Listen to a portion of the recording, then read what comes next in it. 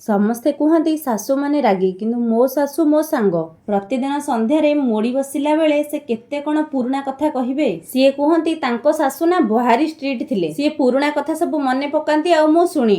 ଢିଙ୍କିରେ ଧାନ କୁଟିବା, କୂଅରୁ ପାଣି କାଢିବା ତାଙ୍କ ସମୟରେ ଏଗୁଡାକ ଥିଲା। ମୁଁ ପଚାରେ ବୋଉ ଢିଙ୍କି କେମିତିକା? ସାଇ ନନାଙ୍କୁ ମୋଡ଼େ ଆଉ କହିବ ବାପା ମତେ ଗୋଟେ ଗପ କୁହ।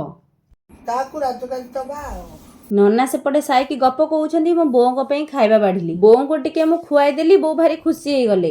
ବୋଉ କ'ଣ ବୁଝିବା ଲୋକ, ସେ ମତେ ବି ଟିକେ ଖୁଆଇଦେଲେ। ବୋଉ ମତେ ଭାରି ଭଲ ପାଆନ୍ତି। ମତେ କହିଲେ ତରକାରୀ କେତେ ସୁନ୍ଦର ହେଇଛି।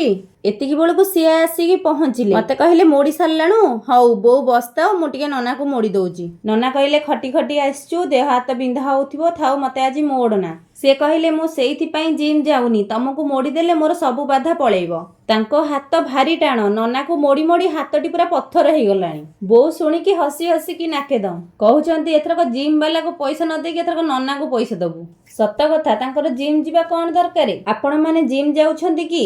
ମୋ ସ୍ୱାମୀଙ୍କ କଥା କେତେ ଦୂର ଠିକ୍ କମେଣ୍ଟରେ ଜଣେଇବେ। ରହୁଛି, ନମସ୍କାର।